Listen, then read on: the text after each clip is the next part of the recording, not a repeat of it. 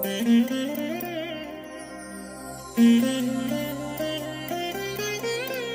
దినం పరము నుండి దిగివచ్చు మాట, ఇది నీ జీవితానికి వెలుగుల బాట, నీ ఒడిలో ఉంచబడిన దీవెనల మూట, అద్భుతాల ఆనంద ఊట.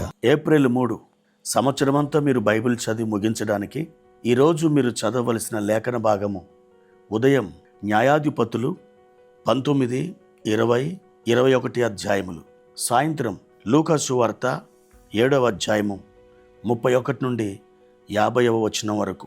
ప్రియమైన దేవుని బిడ్డలారా, ఈ ఉదయకాల సమయంలో ప్రభు కృప మీకు తోడై ఉండునుగాక. ఎలా ఉన్నారు? బాగున్నారు కదూ?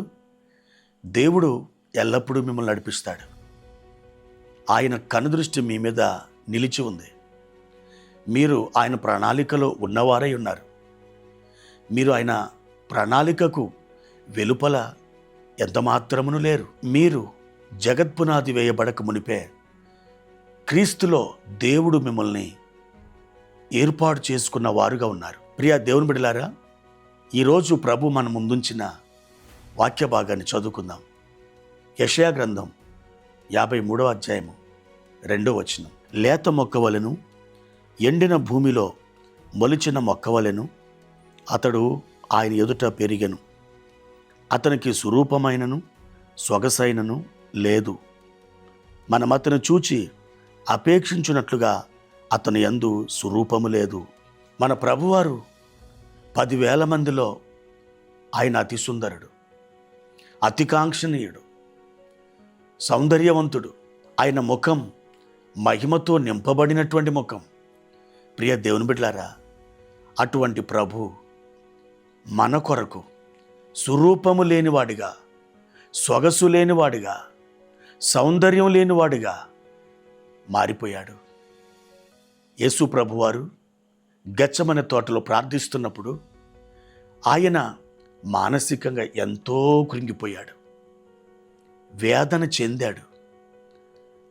ఆయన యొక్క చెమట నేల రాలుతున్నప్పుడు ఆ చెమటతో పాటు ఆయన రక్తము కూడా నేలను పడినట్లుగా లూకా సువార్తలో మనం చూడగలం.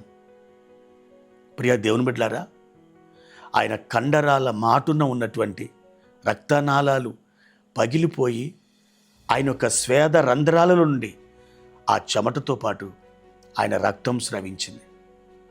ఆ రాత్రి ప్రభువారు బంధించబడిన తర్వాత అన్యాయపు తీర్పు తీర్చి ఆ రాత్రి యేసు ప్రభువారిని శిక్షించుటకు, బాధించుటకు, ఆయనని హింసించుటకు ప్రారంభించారు. ఎర్రని అంగి తొడిగి ఆయన ముఖానికి వస్త్రం కప్పి పిడిగుద్దులు గుద్ది, నిన్ను కొట్టినవాడు ఎవడో ప్రవచించుమని యేసుప్రభు వారిని దూషించారు. ఆయన గడ్డాన్ని పట్టుకొని లాగారు, చెంపల మీద కొట్టారు. అంతేకాదు, ఆ రాత్రి ప్రేతుర్యం అనే మందిరంలోకి ప్రభువారిని తీసుకుని వెళ్ళి ఆయన వస్త్రములు విప్పి ఆయనను బంధించి రోమీయులు భయంకరంగా కొరడాలతో ఆయన కొట్టారు. జోసిఫస్ అనే చరిత్రకారుడు రోమీయుల కొరడాల గురించి ఆయన తన గ్రంథంలో రాశాడు. ఆ కొరడాలకు 8 జడలుంటాయంట. ఆ 8 జడల చివరన 8 ఇనప కొక్కాలు వంకరి తిరిగి ఉంటాయట.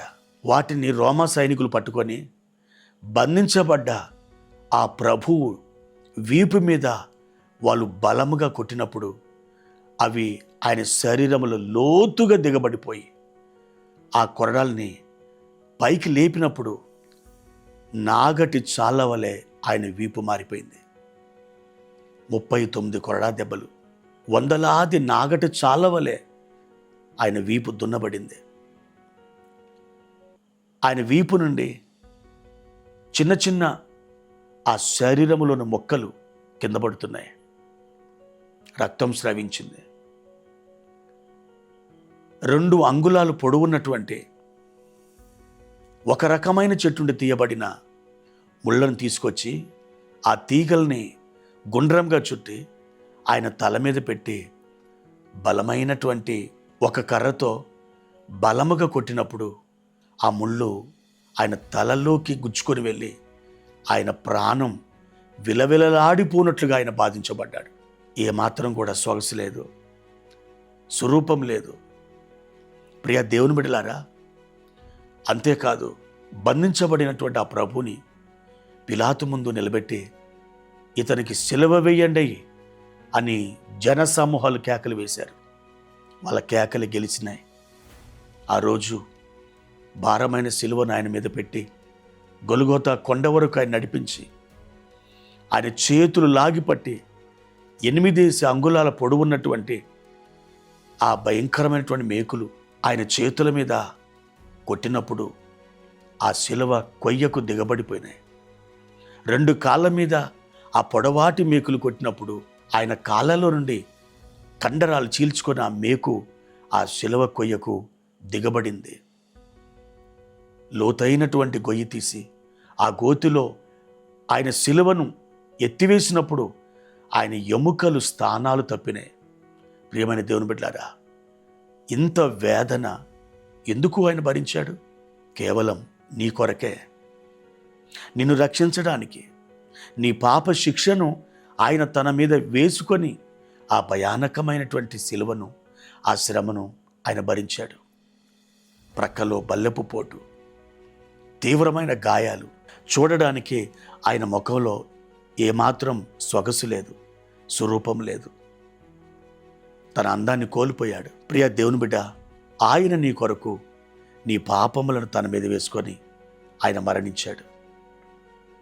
నిన్ను స్వస్థపరచడానికి ఆయన గాయపరచబడ్డాడు.